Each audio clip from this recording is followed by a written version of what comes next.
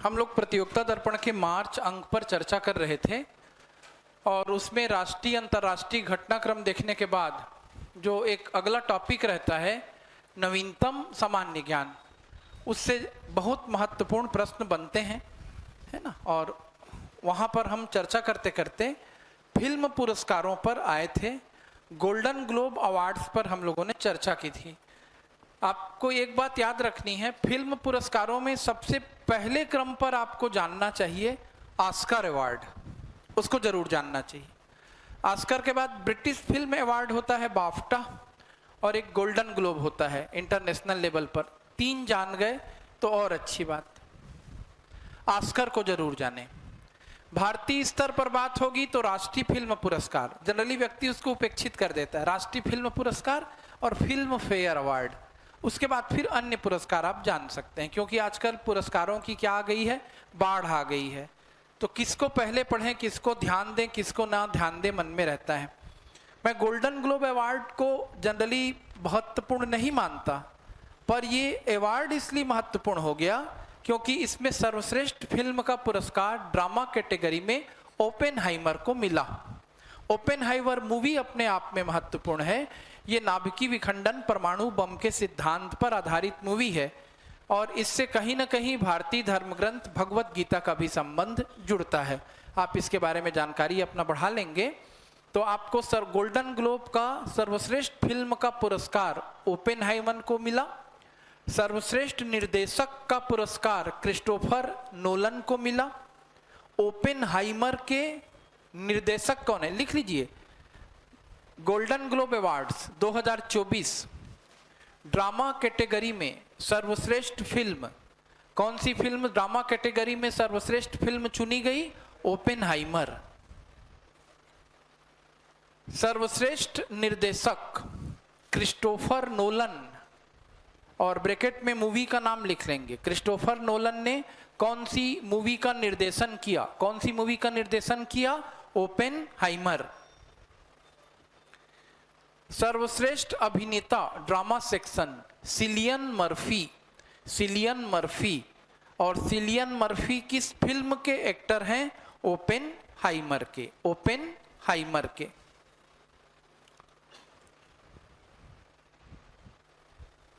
देखिएगा, तेंजिंग नॉर्वे राष्ट्रीय एडवेंचर पुरस्कार 2022, ये पुरस्कार बहुत महत्वपूर्ण नहीं है, लेकिन फिर भी इससे जानकारी आपको रहनी चाहिए।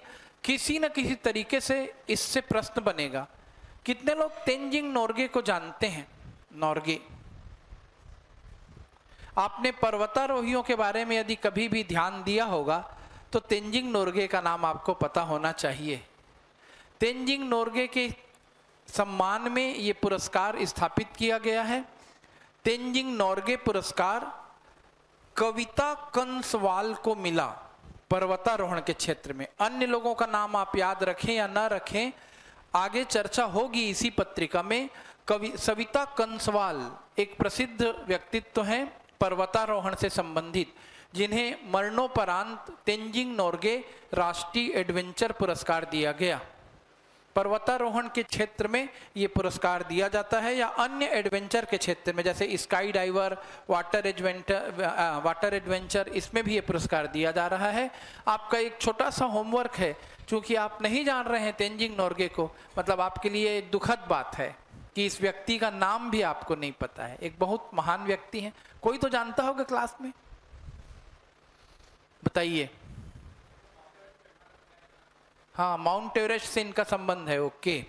अब अगला अवार्ड फिर इंपॉर्टेंट है, फीफा, FIFA, फीफा, फुटबॉल से जुड़ी हुई संस्था फीफा। फीफा ने वर्ष का सर्वश्रेष्ठ फुटबॉलर किसे घोषित किया? हाँ, इसको जरूर जान रहे हो, लिखो। फीफा ने वर्ष का सर्वश्रेष्ठ फुटबॉलर लियोनेल मेसी को घोषित किया। वर्ष का सर्वश्रेष्ठ फुटबॉलर कौन डिक्लेयर हुए? वर्ष का सर्वश्रेष्ठ फुटबॉलर डिक्लेयर हुए हैं Lionel Messi. Lionel Messi Argentina के खिलाड़ी हैं और इंटर मियामी के लिए वर्तमान में खेल रहे हैं। महिला फुटबॉलर में एताना बुनमती, नाम याद करना चाहें तो कर लें। महत्वपूर्ण नाम किनका है? Lionel Messi. लियोनेल मेसी का संबंध किस खेल से है? तो लियोनेल मेसी का संबंध किस खेल से है? फुटबॉल। वर्ष का सर्वश्रेष्ठ फुटबॉलर फीफा के द्वारा किसे घोषित किया गया? Lionel Messi. Lionel Messi. फिर देखिए एक प्रसिद्ध पुरस्कार आएगा, आईसीसी, अंतर्राष्ट्रीय क्रिकेट परिषद, इंटरनेशनल क्रिकेट काउंसिल, आईसीसी के द्वारा 2023 में क्रिकेटर ऑफ द ईयर यानी वर्ल्ड लेवल पे क्रिकेटर ऑफ द ईयर का अवार्ड, मतलब क्रिकेटर ऑफ द ईयर कौन सी कैटेगरी में हो जाएगा? T20 भी शामिल है, वनडे इंटरनेशनल भी शामिल है, टेस्ट मैच भी शामिल है। ओवरऑल सभी प्रकार की क्रिकेट गतिविधियों के आधार पर जो सबसे बेस्ट क्या करेगा, प्रदर्शन करेगा, वो क्रिकेटर ऑफ द ईयर कहलाएगा। क्रिकेटर ऑफ द ईयर का अवार्ड मिला है पैट कमिंस को। हाथ उठाइए, कितने लोग पैट कमिंस के बारे में बता सकते हैं? पैट कमिंस ये भी नहीं जान रहा है ये बेच, ये आपके जिंदा नहीं होने का सबूत है। पैट कमिंस कौन सी टीम के कैप्टन हैं? ऑस्ट्रेलिया। हाँ, अच्छा हाथ नहीं उठा रहे थे, हाथ उठाने में टेंशन है, छोटी मोटी बात पे क्या हाथ उठाएं? कठिन प्रश्न पे उठाना नहीं है, सरल प्रश्न पे उठाने की जरूरत नहीं है, हम जिंदा है ही नहीं। और क्यों चर्चित है भाई पैट कमिंस? भारत का सपना था एक, बाद में खैर बदला ले लिया भारतीय टीम ने, लेकिन ये सपना इनके नेतृत्व में ऑस्ट्रेलियाई टीम ने क्या कर दिया था? चूर चूर कर दिया था। कौन सा सपना था? जिसको याद होगा कमेंट करके बता सकते हो। ठीक है। Cricketer of the year PAT Cummins, किसे चुना गया? PAT Cummins. वहीं आईसीसी की तरफ से एक और बड़ा award, ODI cricketer of the year, important है। वनडे इंटरनेशनल में ODI cricketer of the year Virat Kohli. ICC ने ODI cricketer of the year का अवार्ड किसे दिया? तो आईसीसी ने ODI cricketer of the year का अवार्ड विराट कोहली को दिया। भारत के हैं, जानते ही होंगे। T20 cricketer of the year का पुरस्कार किसे दिया गया? सूर्य कुमार यादव। जो नहीं जानते हैं लिख लें, T20 cricketer of the year. छात्राएं जरूर लिख लें। कितने लोग क्रिकेट से परिचित हैं? लड़कियों में बहुत कम हाथ आ रहे हैं। एक ओवर में कितनी गेंद होती है? 6 होती है। नहीं, एक गेंद होती है, उसको 6 बार फेंकते हैं। ठीक है, तुम लोग बदमाश हो। ठीक है, देखो स्पोर्ट्स के बारे में जानने का सबसे सही तरीका, हर स्पोर्ट्स का 1-2 मैच जरूर देखो। केवल रट के ये पेपर नहीं निकलेगा। पेपर 7 में स्पोर्ट्स सेक्शन है, थोड़ा बहुत देखो, तब उसकी शब्दावली, उससे जुड़े खिलाड़ियों के साथ आपका ज्ञान सही दिशा में बढ़ेगा। 3 नाम कम से कम याद करें। PAT Cummins cricketer of the year, कौन से देश से जुड़े हैं? Australia. ODI cricketer of the year Virat Kohli, और T20 cricketer of the year Surya Kumar Yadav. Okay. वर्ष के सर्वश्रेष्ठ क्रिकेटर को जो ट्रॉफी दी जाती है, उस ट्रॉफी का नाम है गैरी सोबर्स ट्रॉफी। कौन है गैरी सोबर्स? क्रिकेट के ही प्लेयर होंगे, या होमवर्क है आपका। गैरी सोबर्स के बारे में भी पता करना है, पुराने प्लेयर हैं, तभी उनके नाम पर क्या दिया जा रहा है? अवार्ड। अब देखिए, एक तरफ आईसीसी ने क्रिकेट के अवार्ड की घोषणा की और दूसरी तरफ बीसीसीआई ने भी अवार्ड की घोषणा की। और बीसीसीआई तो 19, 20, 20, 21, 21, 22, 22, 23 इतना सारा अवार्ड को एक साथ डिक्लेयर कर दी है। बीच में रुका हुआ था ये अवार्ड, तो हर ईयर का आप याद करें ये जरूरी नहीं है, कम से कम 22-23 का अपडेट कर लें। सर्वश्रेष्ठ अंतरराष्ट्रीय क्रिकेटर शुभमन गिल, बीसीसीआई के द्वारा सर्वश्रेष्ठ अंतरराष्ट्रीय क्रिकेटर किसको दिया गया ये पुरस्कार? शुभमन गिल। शुभमन गिल।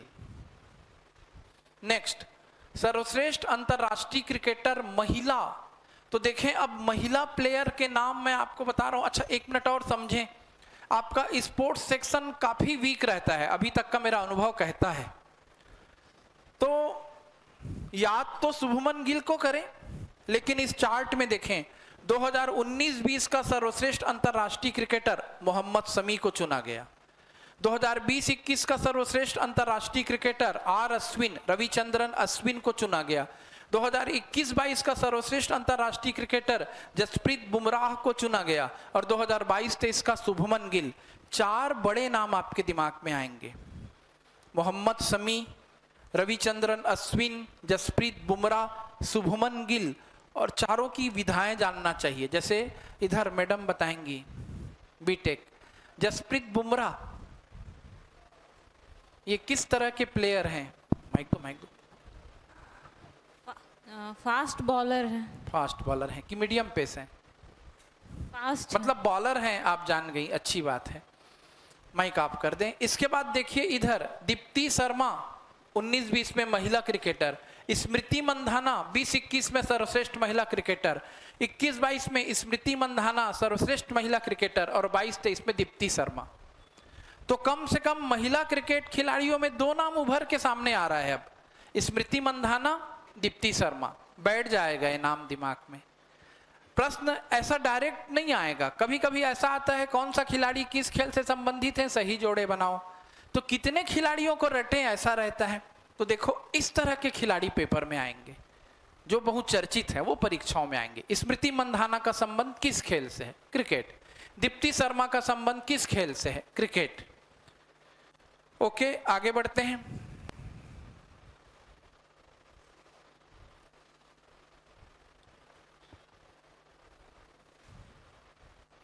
एक बहुत ही महत्वपूर्ण न्यूज है, फिर उसको जरूर से लिखें। बिहार के पूर्व मुख्यमंत्री श्री कर्पूरी ठाकुर, और लिख लें, इसकी पूरी शीर्षक को लिख लें। बिहार के पूर्व मुख्यमंत्री श्री कर्पूरी ठाकुर और पूर्व उप प्रधानमंत्री श्री लाल कृष्ण आडवाणी को भारत रत्न से सम्मानित किए जाने वाले व्यक्ति 2024 में 5 वर्ष के अंतराल के पश्चात ये सम्मान दिया गया है।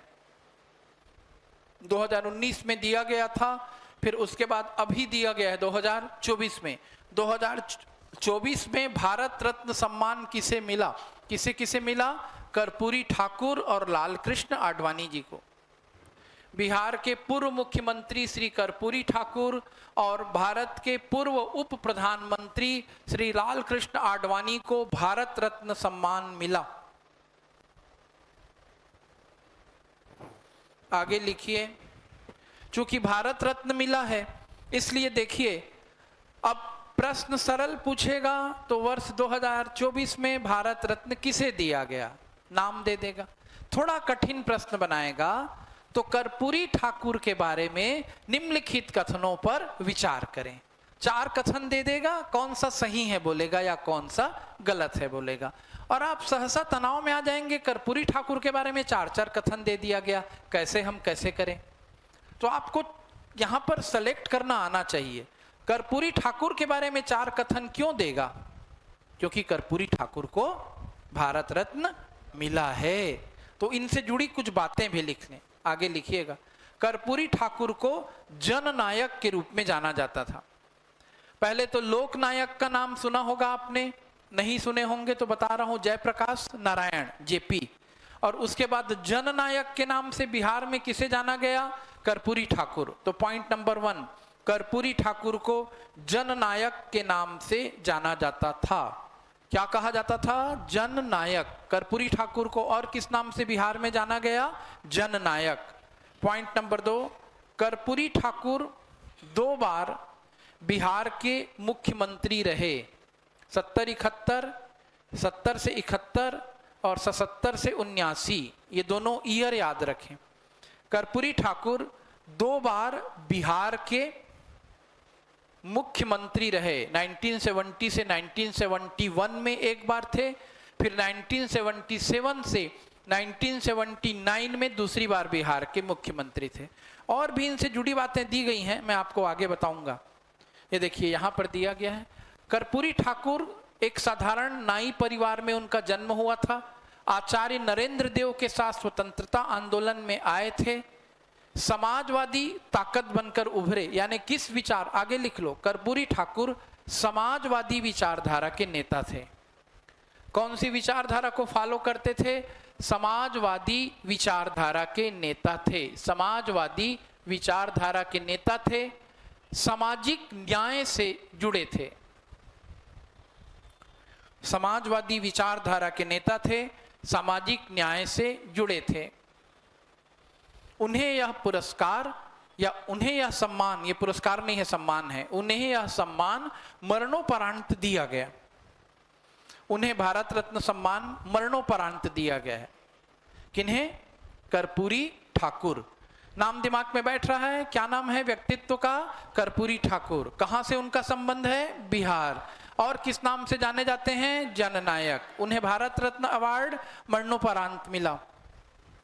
आगे लिखें, लाल कृष्ण आडवाणी, श्री लाल कृष्ण आडवाणी देश के 7वें उप प्रधानमंत्री रहे। श्री लाल कृष्ण आडवाणी देश के 7वें उप प्रधानमंत्री रहे। इनका जन्म बता रहा हूं, कारण क्योंकि इनका जन्म भारत से बाहर हुआ और विभाजन के बाद ये भारत आए। लाल कृष्ण आडवाणी भारत के 7वें उप प्रधानमंत्री रहे। जन्म 1927 कराची। जन्म 1927 1927 में जन्म कहां हुआ था आडवाणी जी का? कराची। विभाजन के बाद मुंबई आए।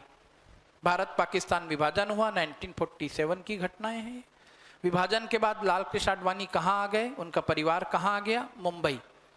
विभाजन के बाद मुंबई आए। अगला पॉइंट, 1951 में जनसंघ में शामिल हुए। 1951 में जनसंघ में शामिल हुए। नेक्स्ट, भारतीय जनता पार्टी के संस्थापकों में रहे। भारतीय जनता पार्टी के संस्थापकों में रहे।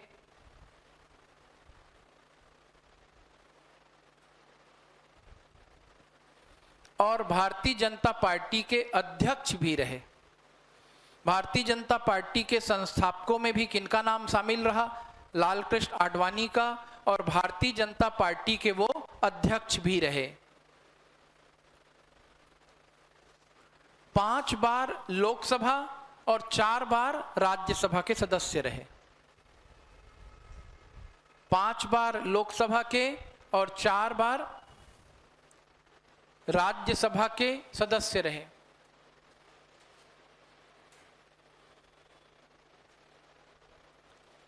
राम मंदिर आंदोलन में सक्रिय भूमिका।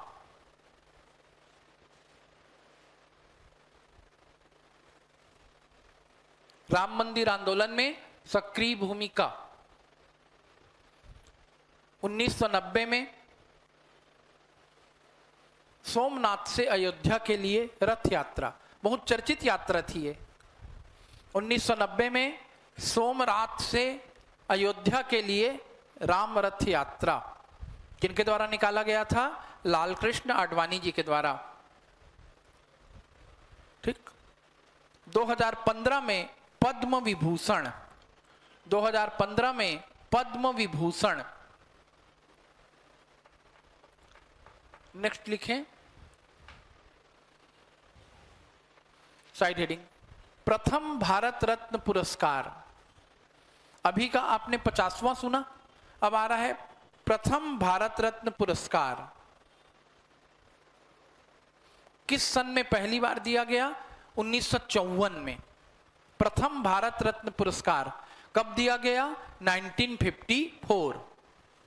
ये देश का इस सम्मान को नहीं जानना मतलब बिल्कुल गलत बात है। सर्वोच्च सम्मान है भारत रत्न। प्रथम भारत रत्न पुरस्कार कब दिया गया था? 1954। और उसमें भी पहला नाम लिखो, 3 लोगों को मिला था उसमें। पहला चक्रवर्ती राजगोपालाचारी, सी राजगोपालाचारी। हिस्ट्री में हम इनके बारे में डिटेल में पढ़ेंगे। 1954 में प्रथम भारत रत्न पुरस्कार किसे मिला? चक्रवर्ती राजगोपालाचारी, सी राजगोपालाचारी। दूसरा, डॉक्टर सर्वपल्ली राधाकृष्णन, 54 में ही इन्हें भी मिला, डॉक्टर सर्वपल्ली राधाकृष्णन। तीसरा नाम, doctor Chandrasekhara Venkata Raman, CV Raman, doctor Chandrasekhara Venkata Raman, CV Raman. और इस तरीके से आप चाहें तो देख सकते हैं और किनको किनको भारत रत्न पुरस्कार मिला है, और उनके बारे में व्यक्तित्व परिचय भी आप जान सकते हैं जो बड़े प्रसिद्ध लोग हैं। जैसे मोक्षगुंडम विश्वेश्वरैया, भारत के स्वप्नदर्शी इंजीनियर, जवाहरलाल नेहरू, गोविंद वल्लभ पंत, पुरुषोत्तम दास टंडन, डॉक्टर राजेंद्र प्रसाद, डॉक्टर जाकिर हुसैन, ये सभी महत्वपूर्ण नाम हैं जिनका व्यक्तित्व परिचय आपको स्पष्ट रहना चाहिए। डिपेंड करता है आप कितना जूझते हैं, कितना जूझ के पढ़ते हैं। गोपीनाथ बारदोलई, उस्ताद बिस्मिल्लाह खां, पंडित भीमसेन जोशी, सचिन तेंदुलकर, महामना मदन मोहन मालवीय, अटल बिहारी वाजपेयी, ऐसे कौन से नाम जो हैं जो महत्वपूर्ण नहीं है। नानाजी देशमुख, कुछ तो जानिए इनके बारे में, है ना। मुझे करंट अफेयर की क्लास को आगे बढ़ाना है, इसलिए फिर आगे बढ़ता हूं मैं। पद्म अलंकरण 2024, कौन से अलंकरण पर हम पहुंच गए अब? पद्म अलंकरण। अब इसकी कैटेगरी देखिए, पद्म अलंकरण। तो कई बार प्रश्न पद्म अलंकरण से संबंधित कौन सा कथन सही है या गलत है, इसको लेकर के पूछा जाता है। तो लिखिएगा, पद्म अलंकरण की 3 श्रेणियां हैं। पद्म अलंकरण की 3 श्रेणियां हैं। पहला, पद्म विभूषण।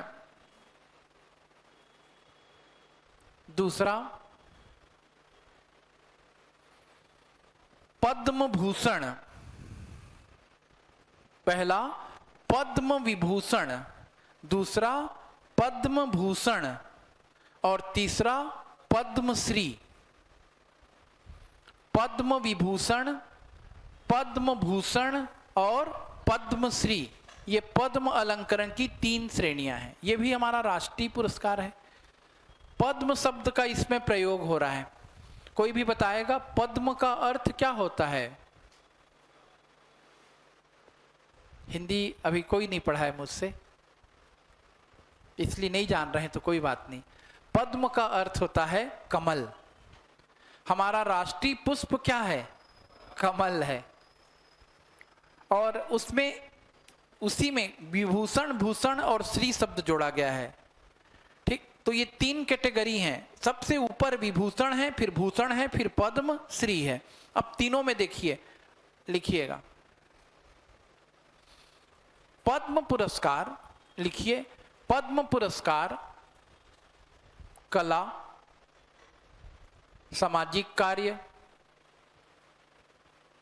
सार्वजनिक कार्य,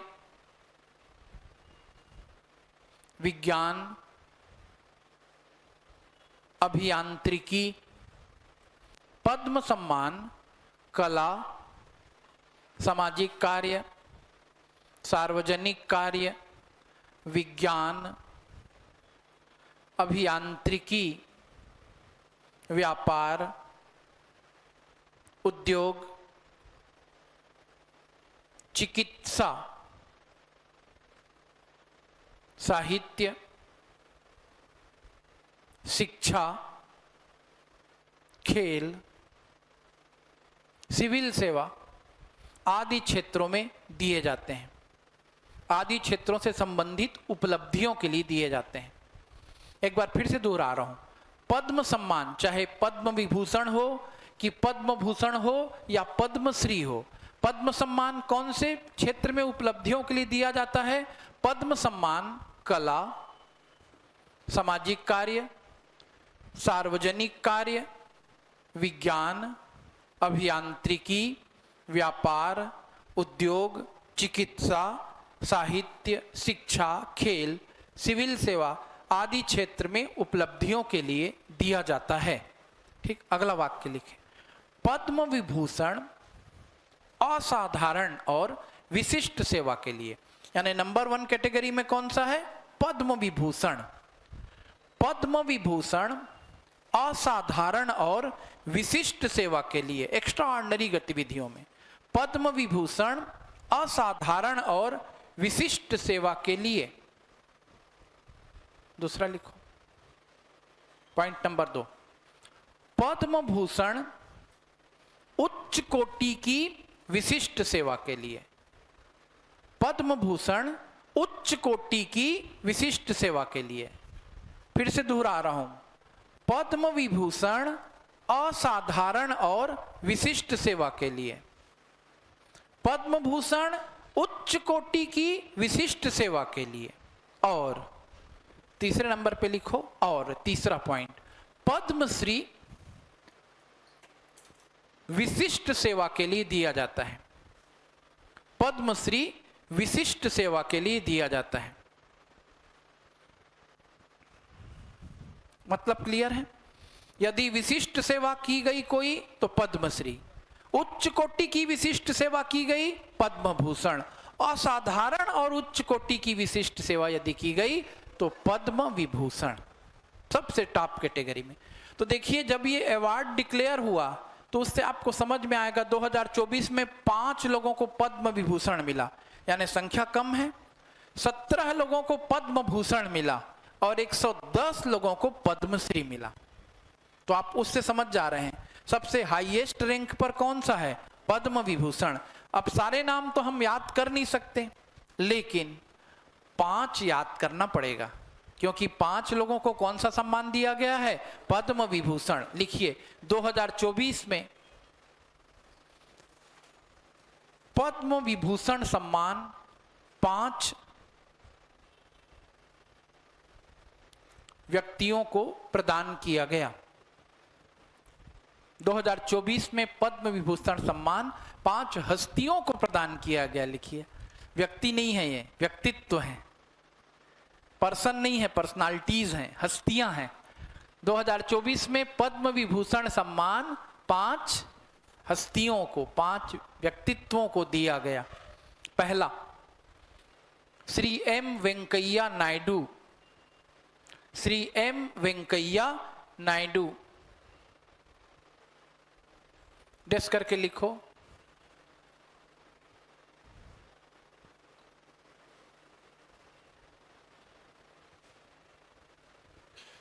कौन से फील्ड से हैं एम वेंकैया नायडू? पूर्व उपराष्ट्रपति। पूर्व उपराष्ट्रपति। दूसरा लिखो, चिरंजीवी।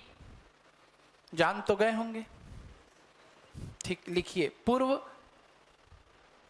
मत लिखिए, अभी भी एक्टिंग कर सकते हैं, अभिनेता तो पूर्व नहीं होता। तेलुगु अभिनेता चिरंजीवी को जानते तो होंगे। हाँ, कौन सी पिक्चर देख ली उनका? फूलों सा चेहरा तेरा, अनाड़ी में थे ना शायद। और अब तो उनके सुपुत्र आ गए हैं, कौन है? हाँ, सब जानते हो, ओके। तेलुगु अभिनेता चिरंजीवी। वैजयंती माला, अब बताइए कौन जानता है? अभिनेत्री हैं, बहुत बहुत प्रसिद्ध, तुम लोगों के दादा लोगों के जमाने की। वैजयंती माला अभिनेत्री। पद्मा सुब्रमण्यम, भारतनाट्यम की नृत्यांगना। भारतनाट्य नृत्यांगना। तो अचानक से पद्मा सुब्रमण्यम का संबंध किस नृत्य से है? अचानक से प्रश्न दिखता है जीएस में, और लोगों को लगता है हम नृत्य से संबंधित कितने लोगों को याद करें? पद्मा सुब्रमण्यम को याद करना काफी है, क्योंकि इन्हें क्या मिला है? पद्म विभूषण। ये ट्रिक है जो तुम्हारे सामने क्लियर हो रहा है। नाम याद रखना पड़ेगा किनका? पद्मा सुब्रमण्यम का। पद्मा सुब्रमण्यम का संबंध किस कला से है? भरतनाट्यम। अब भारत में जितने नृत्य होते हैं, भरतनाट्यम, ओडिसी, कुचिपुड़ी, कथकली, मोहिनी अट्टम, ये सब मैं आपको बताऊंगा, करके नहीं, पढ़ा के, और उसका वीडियो दिखाऊंगा, ठीक है। लेकिन परीक्षा में एक नाम इंपॉर्टेंट हो गया, पद्मा सुब्रमण्यम। आगे लिखिए, बिंदेश्वर पाठक। बताओ तो कौन बताएगा बिंदेश्वर पाठक को? इस पूरी क्लास में कौन जानता है? केबीसी में भी आए हैं, बोलिए, हाथ उठा रहे हैं। नहीं, समाज सेवा तो ठीक है, पर्टिकुलर फील्ड बताइए तो अच्छा लगेगा। लिखिए लिखिए, बिंदेश्वर पाठक डेस करके लिखो। सुलभ सार्वजनिक शौचालय प्रणाली के संस्थापक। ये देश की बेस्ट सेवा है, सुलभ सेवा। इसके पहले ऐसी व्यवस्था नहीं थी देश में, रेलवे स्टेशन में या बस स्टैंड के बाहर या किसी भी जगह पर। सुलभ सार्वजनिक शौचालय प्रणाली के संस्थापक बिंदेश्वर पाठक। पांचों नाम याद रखना है, श्री एम वेंकैया नायडू, चिरंजीवी, वैजयंतीमाला, पद्मा सुब्रमण्यम और बिंदेश्वर पाठक। एकदम क्लियर, सबका फील्ड याद रखना है। श्री एम वेंकैया नायडू राजनीति, चिरंजीवी और वैजयंतीमाला फिल्म, वैजयंतीमाला नृत्यांगना भी हैं। ये कौन सी नृत्य में प्रवीण थी खोजिएगा। पद्मा सुब्रमण्यम भरतनाट्यम, बिंदेश्वर पाठक सुलभ शौचालय। अब देखिए नेक्स्ट याद रखिएगा, इसके बाद पद्म विभूषण के बाद क्या आएगा, पद्म भूषण। अगला पॉइंट लिखिए, पद्म भूषण। पद्म भूषण सम्मान 17 व्यक्तित्व सम्मानित, 17%, 17 व्यक्तित्व सम्मानित। अब उनमें कुछ नाम जरूर लिख लें, उन 17 में से जो प्रसिद्ध में भी प्रसिद्ध हैं। फातिमा बीबी, कौन जानता? इनसे संबंधित प्रश्न आएगा, ऐसा मैं किसी वीडियो में बता रहा हूं करंट अफेयर के, और मैं इधर बता रहा हूं, और एक दिन कुछ दिन बाद संडे में पेपर हुआ और इनसे संबंधित प्रश्न आ गया। नियत नीलानार परियोजना पूछा जाएगा, मैंने कहा था, है ना। और नियत नीलानार परियोजना 2 संडे पहले फॉरेस्ट डिपार्टमेंट के पेपर में प्रश्न आ गया। तो इन चीजों को याद रखिएगा, हम लोगों का अनुभव आपके काम आता है। बहुत प्रसिद्ध व्यक्ति हैं, बताइए क्यों प्रसिद्ध हैं फातिमा बीबी? बोलिए बोलिए। भारत की पहली महिला चीफ जस्टिस। लिखिए, फातिमा बीबी सर्वोच्च न्यायालय में पहली महिला न्यायाधीश, फातिमा बीबी।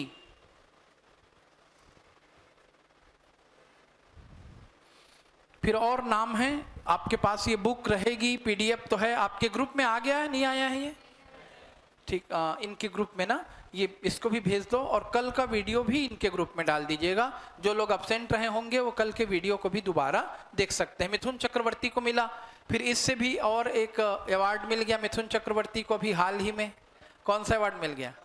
दादा साहब फाल्के। उषा उत्थुप को मिला है पद्म भूषण। कौन है उषा उत्थुप? बहुत प्रसिद्ध गायिका। इनके गीत सुनोगे तो तुम्हारे जैसे लोग गाना सुन लेते हैं, गाने वाला कौन है नहीं जानते रहते हैं। ठीक, इधर देखिए, पद्मश्री पाने वालों में डॉक्टर आर.एस. पारीक का नाम इंपॉर्टेंट है, चित्र दिया है। ज्योत्सना चिनप्पा का नाम लिखिए, पहले साइड हेडिंग डालो, पद्मश्री। पद्मश्री 110 लोगों को दिया गया। कितने लोगों को पद्मश्री दिया गया? 110 लोगों को। उसमें ज्योत्सना चिनप्पा का नाम जरूर जाने, ज्योत्सना चिनप्पा।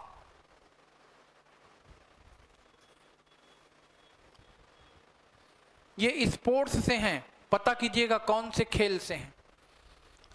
उसके बाद अगला रोहन बोपन्ना, जो Rohan Bopanna tennis, lawn tennis. Jyotsna Chinappa squash. Jyotsna Chinappa लिखे हैं। ज्योत्सना चिनप्पा किस फील्ड की खिलाड़ी हैं? स्क्वैश। रोहन बोपन्ना किस फील्ड के खिलाड़ी हैं? Lawn tennis. और देखिएगा, मेंस की परीक्षा वालों के लिए, या आप लोग भी भविष्य में मेंस देंगे, कभी किसी खिलाड़ी पर ही 60 नोट्स मेंस के पेपर 7 में आ जाता है। जैसे सचिन तेंदुलकर पर आया, बड़े लोगों पर 60 नोट्स आने की संभावना है। इस सत्र में अभी हाल ही में यदि अभी का मेंस होगा तो रोहन बोपन्ना पे फुल नोट्स आ सकता है। क्यों आ सकता है?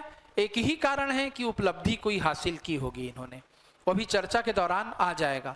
तो ये नाम मजबूती से दिमाग पे बैठे। नाम क्या है प्लेयर का? रोहन बोपन्ना। रोहन बोपन्ना किस खेल से संबंधित हैं? Lawn tennis. Lawn tennis. Jyotsna Chinappa किस खेल से संबंधित हैं? स्क्वैश। एक नाम और लिखिए पद्मश्री वालों में, जोगेश्वर यादव। क्यों जानना जरूरी है 110 में से? क्योंकि ये छत्तीसगढ़ के हैं। जोगेश्वर यादव छत्तीसगढ़ के आदिवासी कल्याणकारी कार्यकर्ता। ज्योत्सना चिनप्पा, रोहन बोपन्ना, जोगेश्वर यादव। नाम जुड़ गया। एक नाम किसका लिखा आपने? ज्योत्सना चिनप्पा। एक नाम किसका लिखा? रोहन बोपन्ना। एक नाम आपने किसका लिखा पद्मश्री पाने वालों में? जोगेश्वर यादव। जोगेश्वर यादव को किस फील्ड से आपने जोड़ा? छत्तीसगढ़ के आदिवासी कल्याणकारी कार्यकर्ता। जोगेश्वर यादव कौन है? छत्तीसगढ़ के आदिवासी कल्याणकारी कार्यकर्ता। एक नाम और लिखिए, बड़ा फेमस नाम है, पार्वती बरुआ। कोई भी जानता होगा, अच्छा लगेगा। पार्वती बरुआ, डेस करके लिखो, देश की पहली महिला महावत। हाथी को कंट्रोल करने वाला महावत होता है। पार्वती बरुआ देश की पहली महिला महावत। इस तरीके से 110 लोगों ने कौन सा पुरस्कार प्राप्त कर लिया, कौन सा सम्मान प्राप्त कर लिया? पद्मश्री सम्मान। पार्वती बरुआ देश की पहली महिला महावत। महावत का मतलब हाथी को कंट्रोल करने वाली, वाला या वाली। एक चीज और याद रखें, जैसे मैंने शुरू में बताया था कि पद्म सम्मानों के बारे में सही या गलत कथन चुनिए, ऐसा प्रश्न भी बनता है। याद रखें, लिखिए, पद्म पुरस्कारों की घोषणा, पद्म पुरस्कारों की घोषणा, नोट करके लिखें, नोट। पॉइंट नंबर 1, पद्म पुरस्कारों की घोषणा हर वर्ष गणतंत्र दिवस के अवसर पर की जाती है। पद्म पुरस्कारों की घोषणा हर वर्ष गणतंत्र दिवस के अवसर पर की जाती है। दूसरा, यह पुरस्कार कोई पदवी नहीं है।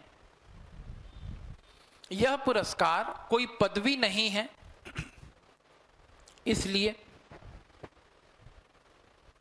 पुरस्कृतों के, यह पुरस्कार कोई पदवी नहीं है, इसलिए पुरस्कृतों के, यह पुरस्कार कोई पदवी नहीं है, इसलिए पुरस्कृतों के नाम के आगे या पीछे इनका उपयोग नहीं किया जा सकता। इसलिए पुरस्कृतों के नाम के आगे या पीछे इनका उपयोग नहीं किया जा सकता। उल्लंघन करने पर पुरस्कार वापस लिया जा सकता है। यह पुरस्कार कोई पदवी नहीं है, इसलिए पुरस्कृतों के नाम के आगे या पीछे इसका प्रयोग नहीं किया जा सकता और उल्लंघन करने पर यह पुरस्कार वापस लिया जा सकता है। देखिए, इसे आप समझ लें। यद्यपि व्यवहार में परंपरा है, जिसको अवार्ड मिलता है उसके नाम के साथ जोड़ के बोला जाता है। जैसे हम केवल तीजन बाई नहीं कहते, पद्मश्री तीजन बाई, उसके नाम के, उनके नाम के आगे हम खुद लगा के बोलते हैं, लेकिन ऐसा लगाना उचित नहीं है। क्लियर हो गई? अगला पॉइंट, इन पुरस्कारों के तहत नगद राशि नहीं दी जाती और न ही कोई भत्ता या यात्रा में छूट मिलती। इन पुरस्कारों के तहत कोई नगद राशि नहीं दी जाती और न ही रेल या हवाई सेवा में कोई छूट मिलती। कोई नगद राशि नहीं और कोई छूट नहीं, सम्मान है, ये अवार्ड नहीं है एक प्रकार से समझोगे तो। इन पुरस्कारों के तहत कोई नगद राशि नहीं दी जाती और न ही कोई भत्ता या रेल या हवाई यात्रा में छूट की सुविधा मिलती। ठीक,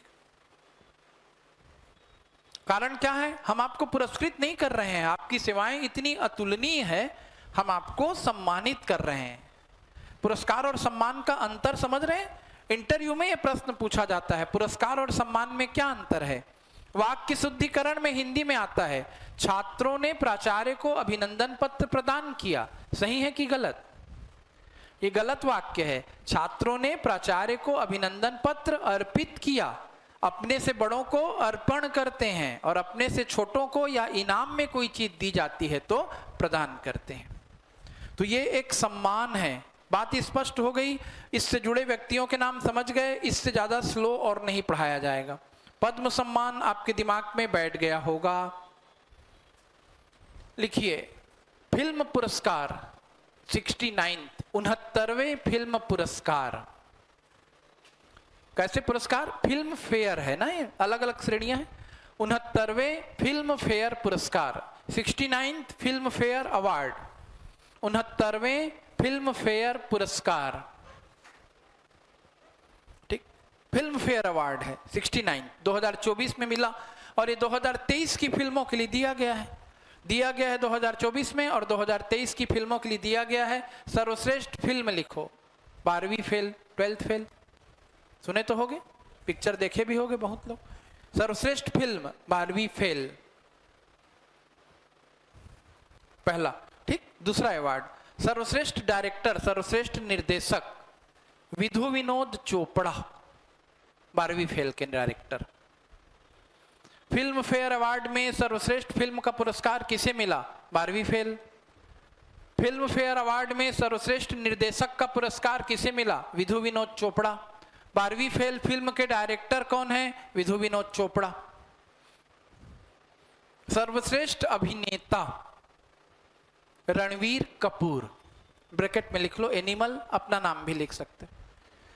सर्वश्रेष्ठ अभिनेता रणवीर कपूर, और कौन सी मूवी के लिए मिला उनको ये नाम, ये पुरस्कार? एनिमल।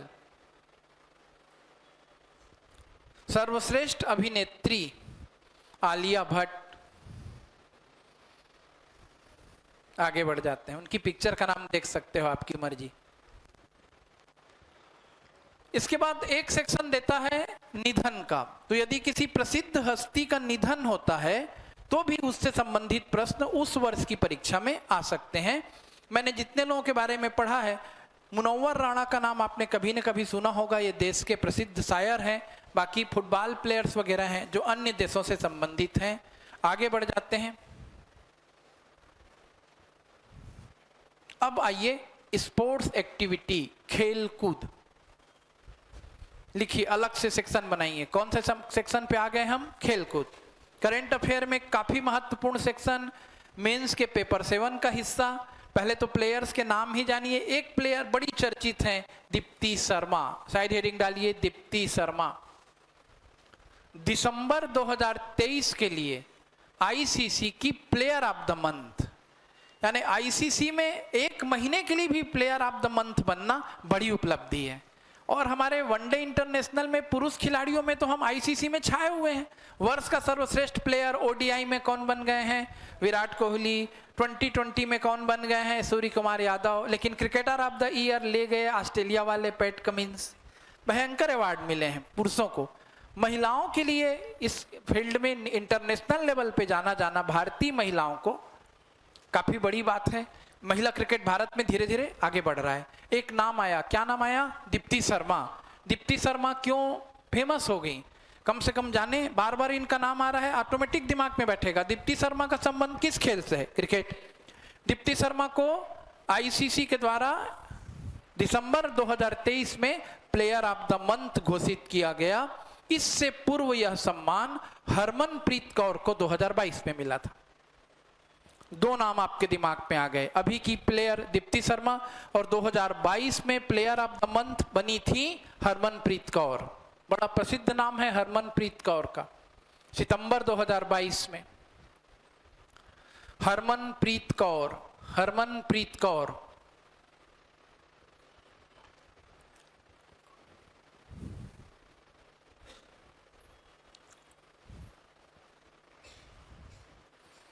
अब देखिए, कुछ बातें मैं आपको बोनस में बता रहा हूं, जिनको जानने से आपको खिलाड़ियों के नाम स्ट्राइक होंगे बार बार। क्रिकेट में अलग अलग देश की टीमें भाग लेती हैं। बड़े देशों में भारत का नाम आता है और ऑस्ट्रेलिया का नाम आता है। चाइना की भी क्रिकेट टीम जानते होंगे? अच्छा, नहीं जानते, ठीक, मतलब जिंदा हो। अमेरिका की क्रिकेट टीम तो जरूर सुने होंगे, नहीं, अभी आ रही है सर 2020। और फ्रांस की क्रिकेट टीम, हाँ चलो। भारत की तो जान रहे हो, और कौन कौन से देशों की जानते हो? इंग्लैंड की जानते हो, ऑस्ट्रेलिया की जानते हो, कभी वेस्ट इंडीज छाया हुआ था, साउथ अफ्रीका का नाम सुना होगा, श्रीलंका का नाम सुना होगा, बांग्लादेश की भी टीम बन जाती है, अफगानिस्तान वाले भी टीम बना लेते हैं, कीनिया वाले भी आ जाते हैं 100 उठ के। ऐसी बहुत सी देशों की टीमें भाग लेते रहती हैं। उन टीमों के सबसे best of the best player को चुन करके आईसीसी एक इंटरनेशनल टीम बनाती है। काल्पनिक टीम समझो, हमारी टीम में कौन रहता, ठीक ऐसी लिख लें। आईसीसी की वर्ष 2023 की टीमें लिख लें, टीमें यानी इंटरनेशनल लेवल पे बेस्ट टीम। मजा आता है। आईसीसी की वर्ष 2023 की टीमें, पहले लिखो टेस्ट टीम। टेस्ट टीम यदि आईसीसी टीम बनाएगी और इंटरनेशनल लेवल पे क्रिकेट की, वैसे तो आईपीएल में नेशनल इंटरनेशनल दोनों प्लेयर मिलकर खेलते हैं। यदि इंटरनेशनल टीम बनेगी टेस्ट की, कैप्टन लिखो उस्मान ख्वाजा, ऑस्ट्रेलिया। यानी टेस्ट टीम का international of the international captain, captains का कैप्टन्स किसको चुन रही है ICC? Usman Khawaja. Test team, बाकी के नाम मत लिखिएगा। उस्मान ख्वाजा ऑस्ट्रेलिया से, दिमुथ करुण रत्ने श्रीलंका से, केन विलियम्स न्यूजीलैंड से, जो रूट इंग्लैंड से, ट्रेविस हेड को ऑस्ट्रेलिया से लिया गया। मतलब ट्रेविस हेड के लेवल का प्लेयर जा रहा है, पेट कमिंस उसके बाद आ रहा है। नहीं, ख्वाजा उस्मान को पहला प्लेयर है, पेट कमिंस को कप्तान माने हैं, ठीक है, तभी तो उनको क्रिकेटर माना गया। कप्तान के नाम को काट दो। एक नाम आपने क्या लिखा है? ख्वाजा उस्मान। प्लेयर का नाम कहां से है? ऑस्ट्रेलिया। एक नाम लिखो रविंद्र जडेजा, भारत। यानी इंटरनेशनल लेवल पे टेस्ट टीम में भारत से किसको चुना गया? रविंद्र जडेजा टेस्ट टीम में। और आर अश्विन, भारत। आर अश्विन, भारत। और पैट कमिंस लिखो ऑस्ट्रेलिया, कप्तान। मेरे से मिस हो रहा था। प्लेयर तो 11 होंगे, 11 के नाम नहीं बता रहा हूं। कैसे प्रश्न बनेगा? एक तो बनेगा नहीं। आईसीसी की जो क्रिकेट टीम बनी है, इंटरनेशनल क्रिकेट टीम, उसका कैप्टन किसे चुना गया है? PAT Cummins. आईसीसी की इंटरनेशनल क्रिकेट टीम में भारत की ओर से किन 2 खिलाड़ियों को शामिल किया गया? रविंद्र जडेजा और आर अश्विन। किनको शामिल किया गया? रविंद्र जडेजा और आर अश्विन।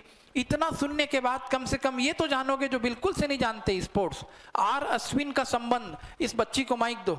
आर मेरे तरफ देखेगी। 1 2 3 4 5 6 नंबर पे है, मुझसे कुछ बात करेगी। 1 2 उनको माइक दे दो। चलो बेटा मुझको बताना। हाँ, उन्हीं को। हाँ, आर अश्विन, मेरी तरफ देखिए। आर अश्विन का संबंध किस खेल से है? क्रिकेट। क्रिकेट। रोहन बोपन्ना का संबंध किस खेल से है? क्रिकेट। क्रिकेट। वेरी गुड, इतना ही ध्यान से पढ़ना चाहिए। रोहन बोपन्ना का संबंध लॉन टेनिस से है। मैं मनोरंजन के लिए आपके नहीं खड़ा हुआ हूं। आपका एक एक पल क्या है? कीमती है। अलर्ट होके बैठिए, सुनिए, क्योंकि नई क्लास है। मैं बिना किसी भूमिका के पढ़ा रहा हूं। मैं आपको हिंदी बहुत प्रेम से पढ़ाऊंगा, छोटे बच्चों की तरह। करेंट अफेयर में मैं आपसे दया धर्म नहीं रखना चाह रहा हूं, ठीक है? हरमनप्रीत कौर का संबंध, बाजू वाले को दे दो। हरमनप्रीत कौर का संबंध किस फील्ड से है? क्रिकेट से। क्रिकेट। वैजयंती माला? हॉकी? नहीं। हाँ, फिल्म से संबंधित हैं। उनके बाजू वाले को दे दो। अभी थोड़ी देर पहले हमने कर्पूरी ठाकुर का नाम सुना। कर्पूरी ठाकुर क्यों चर्चित रहे? सम्माननीय कर्पूरी ठाकुर क्योंकि वो बिहार के मुख्यमंत्री। बिहार के मुख्यमंत्री हैं अभी। Yes sir. नीतीश कुमार की जगह वही आ गए हैं। अभी नहीं सर, पूर्व मुख्यमंत्री हैं, इसलिए चर्चित रहे। यस। नहीं, बाजू वाले को, सामने वाले को माइक दे दो। ठीक है, बिहार के पूर्व मुख्यमंत्री थे। सामने माइक दो, सामने वाले। जाग के पढ़ो। क्यों चर्चित रहे कर्पूरी ठाकुर? माइक छोड़ो ना, सामने वाले को दे दो। किसके पास है? बोलो, क्यों चर्चित रहे कर्पूरी ठाकुर? कहां से सब आए हो? नेक्स्ट को दो माइक।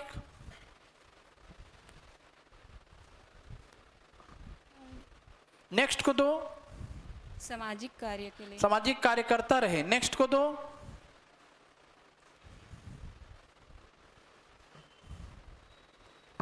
उनको अवार्ड मिला था क्या अवार्ड मिल गया? भारत रत्न। भारत रत्न अवार्ड। ले देखिए आंसर आ रहा है। इतना बड़ा जीएस का फैक्ट आपके दिमाग पे नहीं बैठ रहा है। मोस्ट इंपॉर्टेंट सेक्शन है। कहां से प्रकट हो गए हो? तुम लोगों की बहुत तारीफ हो रही थी। इस बेच को देख करके आप प्रसन्न हो जाएंगे। बहुत एडवांस बेच है। मैं बिना किसी भूमिका के तुम लोगों को पढ़ाने लगा और तुम तो जिंदा नहीं हो। जो बोल रहा हो वो नहीं सुन पा रहे हो। लिखो फिर से आगे। छोड़ो इतनी चीजों को, अभी देख लेना। ओडीआई में रोहित शर्मा को कैप्टन बताया गया। टी20 का कैप्टन किसको डिक्लेयर किया गया? सूर्य कुमार यादव को। किसमें? टी20। अभी आप शुरू कर रहे हो। कुल मिला के एकदम छोटे छोटे बच्चे हो और बच्चे ही बने रहना चाहते हो। आगे लिखो।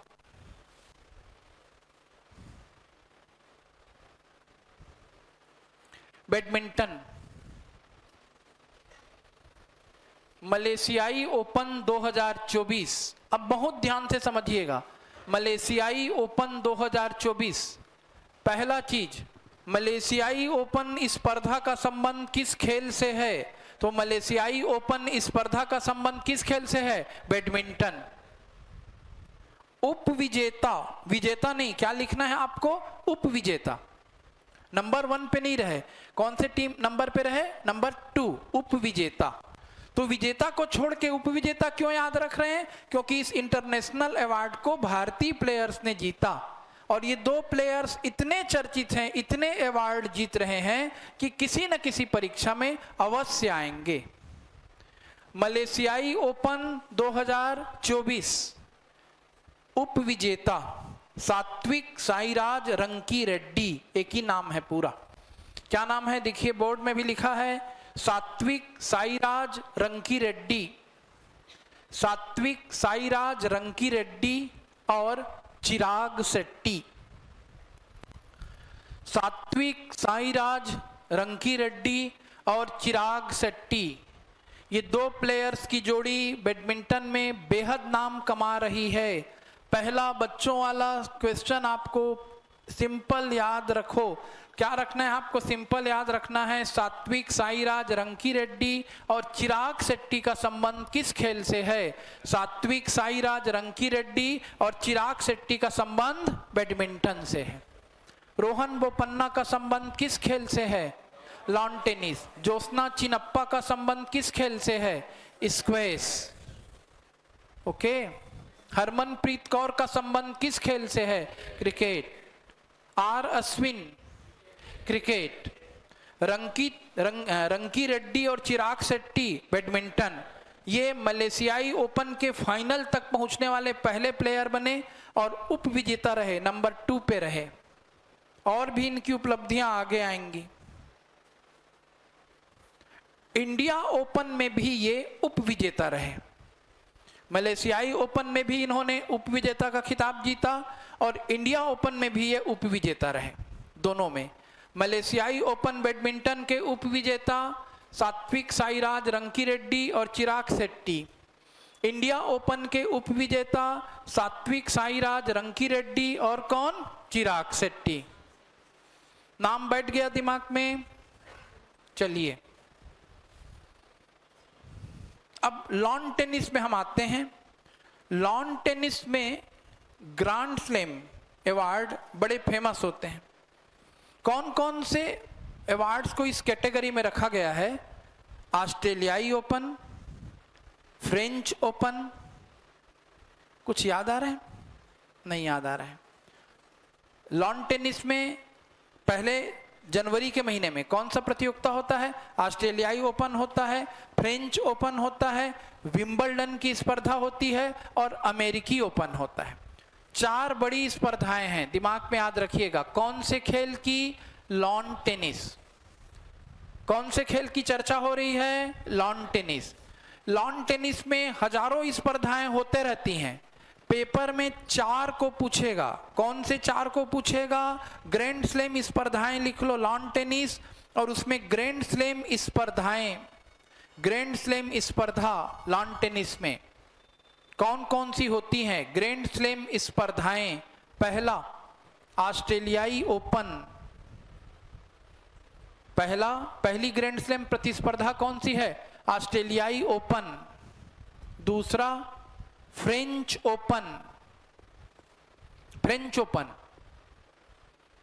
ओपन, तीसरा विंबलडन। नहीं है इसमें, बोर्ड में मत देखो, मैं बता रहा हूं। पहला ऑस्ट्रेलियाई ओपन, दूसरा फ्रेंच ओपन, तीसरा विंबलडन, चौथा अमेरिकी ओपन। ये 4 सबसे बड़ी स्पर्धाएं हैं लॉन टेनिस की इंटरनेशनल लेवल पे, ठीक।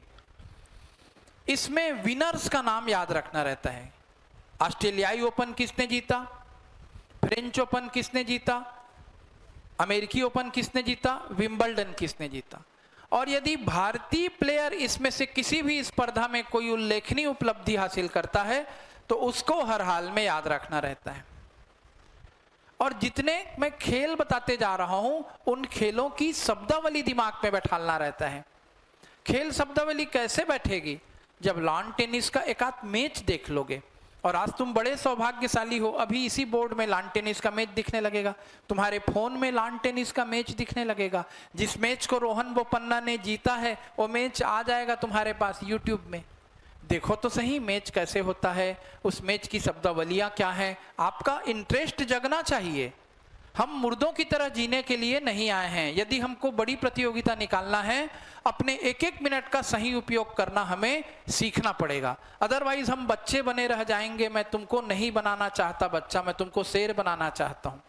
उसके लिए जागो, तुमको जागना पड़ेगा। इसी कोचिंग सेंटर से रिजल्ट आता है और इसी कोचिंग सेंटर से विद्यार्थी परीक्षा में असफल भी होते हैं।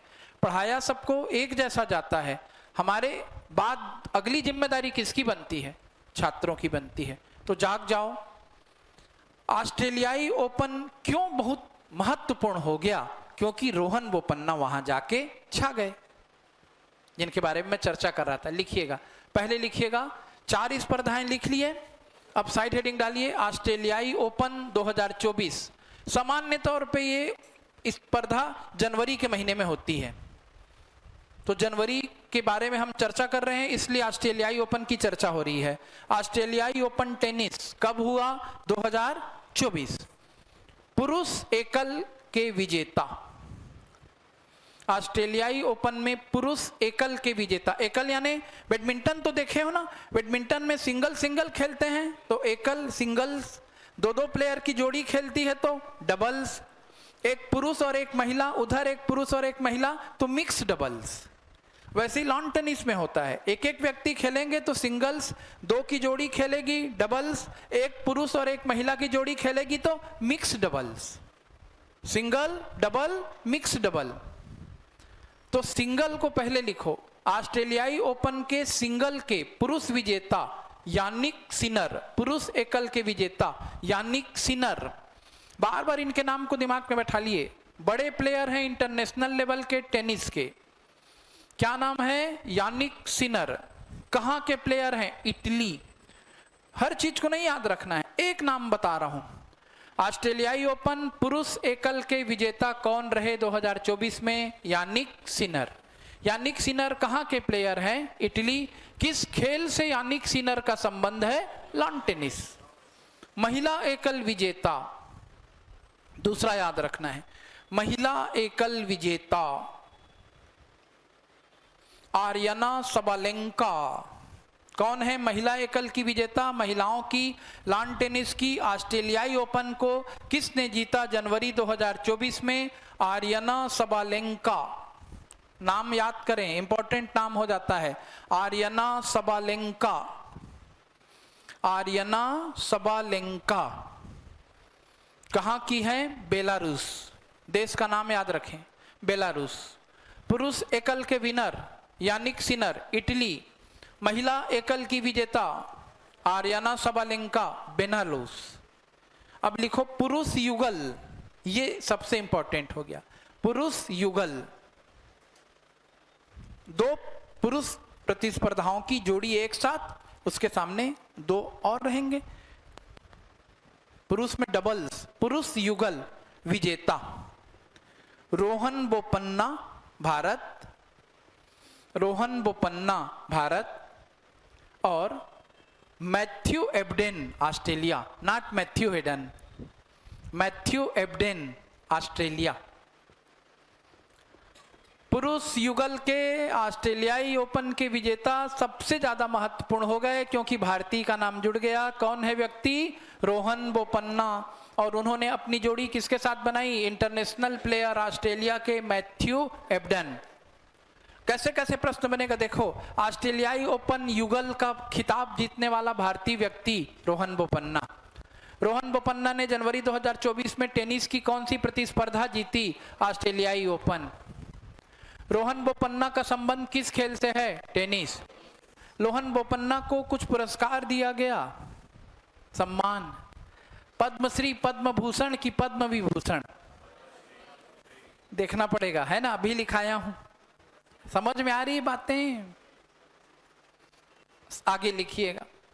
अगला सबसे खतरनाक प्रश्न, रोहन बोपन्ना ने पुरुष युगल स्पर्धा किस प्लेयर के साथ टीम बनाकर जीती? तो मैथ्यू एब्डेन। इस तरह से एक ही फैक्ट से प्रश्न बनते हैं। और ये स्पर्धा इतनी इंपॉर्टेंट क्यों हो गई? एक तो नेशनल इंटरनेशनल लेवल की 4 प्रतियोगिताओं में एक बड़ी प्रतियोगिता है, फिर इंडियन पर्सन उसको जीत रहा है। आगे लिखिएगा, लिखिए 43 वर्ष की उम्र में, एज देखो रोहन बोपन्ना की कितनी है? 43। लोग उसमें खेलना छोड़ देते हैं, दौड़ नहीं पाते। 43 वर्ष की उम्र में रोहन बोपन्ना ने यह खिताब जीता। कौन से एज में जीत रहे हैं? 43। 43 वर्ष की उम्र में रोहन बोपन्ना ने यह खिताब जीता। कौन सा खिताब जीता? ऑस्ट्रेलियाई ओपन। और यह खिताब जीतने वाले सबसे उम्र दराज पुरुष खिलाड़ी बने। उम्र दराज यानी सबसे अधिक उम्र के। और यह खिताब जीतने, देखो 43 वर्ष की उम्र में ऑस्ट्रेलियाई ओपन का युगल खिताब किसने जीता? रोहन बोपन्ना ने जीता। और यह खिताब जीतने वाले वे ग्रांड स्लैम टेनिस में सबसे उम्र दराज पुरुष खिलाड़ी बन गए। और दोहराऊं, ऑस्ट्रेलियाई ओपन का खिताब रोहन बोपन्ना ने 43 वर्ष की उम्र में जीता। और यह खिताब जीतने वाले वे सबसे अधिक उम्र के खिलाड़ी बन गए, ग्रांड स्लैम टेनिस जीतने वाले। कनाडा के प्लेयर हैं ये। और जब ये मेलबोर्न में ऑस्ट्रेलियाई ओपन खेल रहे थे, उसी दौरान उन्हें पद्मश्री से सम्मानित करने की घोषणा राष्ट्रपति भवन से हुई थी। तो इसलिए मैं आपको बता रहा था कि रोहन बोपन्ना एक बड़ा नाम हो गया है इस वर्ष के स्पोर्ट्स प्लेयर में। 60 नोट जो मेंस देगा, सौभाग्य से प्री देगा, मेंस में पहुंच जाएगा, उसको इस व्यक्ति के नाम को जरूर याद रखना है स्पोर्ट्स के फील्ड में। बेटन कप का नाम जानते रहिए। बेटन कप का संबंध हॉकी से है, बस एक लाइन में लिख लो। थोड़ी बड़ी स्पर्धा है हॉकी की, बेटन कप। बेटन कप का संबंध किस खेल से है? तो बेटन कप का संबंध किस खेल से है? हॉकी से है। ये होता है आपका कौन सा अंक समाप्त होता है? ये स्पोर्ट्स का सेक्शन के साथ कौन सा अंक समाप्त हो गया? प्रतियोगिता दर्पण का कौन सा अंक? मार्च का अंक। मार्च का अंक आपके बैच के लिए क्यों चुना गया? क्योंकि मार्च के अंक में घटनाएं कौन से महीने की हैं? जनवरी, इस सत्र की शुरुआत। अब हमने अभी तक पढ़ा, क्या हमारे द्वारा पढ़ी गई बातें सही ट्रैक पे जा रही है? हमें किस फैक्ट को पढ़ना था, किस फैक्ट को छोड़ना था? एक बार यदि हम चेक करना चाहें तो इसी पत्रिका में जो हम अभी तक पढ़े हैं उसको फिर से वन लाइनर फैक्ट के रूप में दे दिया जाता है। और उसका भी मैं शार्ट आपको करा दे रहा हूं। ये पूरी नेशनल स्पर्धाओं के लिए है, नेशनल कंपटीशन के लिए है। सीजीपीएससी के विशेष संदर्भ में आपको यदि जानना है तो देखते चलिए। पहला पॉइंट, भारत और यूनाइटेड अरब अमीरात का संयुक्त सैन्य अभ्यास किस नाम से आयोजित हुआ? डेजर्ट साइक्लोन, छोड़ सकते हैं। भारतीय रक्षा अनुसंधान एवं विकास संगठन ने 100 दिन में बनाई गई 500 मीटर तक मार करने वाली किस अत्याधुनिक राइफल को लॉन्च किया? उग्रम। नाम दिमाग में बैठाना है। उग्रम क्या है? डीआरडीओ बनाई है, छोटा मोटा बंदूक नहीं है। डीआरडीओ का नाम समझ रहे हो?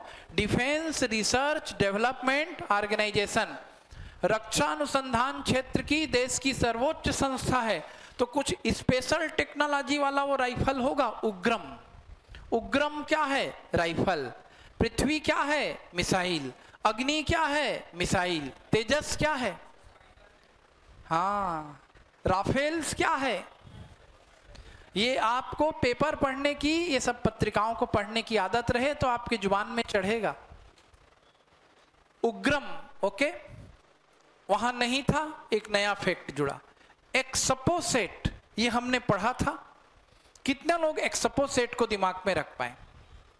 देखो कल मैं कॉपी चेक करूंगा, ये फेयर कॉपी में तैयार हो जाना चाहिए। इतना आसानी से तुम्हारा पीछा नहीं छोड़ेंगे हम लोग, भूत प्रेत हैं, पकड़ लेते हैं तो फिर सही दिशा में ले जाने वाले भूत प्रेत हैं हम लोग। तुमको लग रहा होगा कि सर आए हमसे बात नहीं कर रहे हैं, हो गया करंट अफेयर पढ़ा के चले गए। नहीं, दोबारा सुनना आज लेक्चर को, कॉपी तैयार करना, ठीक है। कल मैं कॉपी चेक करूंगा और आपसे पूछूंगा, कोई पॉइंट आपको समझ में नहीं आया होगा तो मैं कल दोबारा डील करूंगा। जो अनुपस्थित रहा होगा, ये वीडियो लेक्चर कहाँ है? यूट्यूब में। बचने का कोई रास्ता नहीं है। कल ये तैयार करके आना है। फेयर कॉपी बना लीजिए। फेयर कॉपी का शीर्षक क्या रहेगा? अंतरराष्ट्रीय एवं राष्ट्रीय घटनाक्रम। छत्तीसगढ़ का करंट अफेयर अलग से आपको पढ़ा दिया जाएगा, यदि आप इसमें ठीक से मेरे साथ परफॉर्म करेंगे। क्योंकि जागे हुए लोगों को पढ़ाने में मजा आता है, मुर्दों को नहीं। एक्सपोसेट क्या है?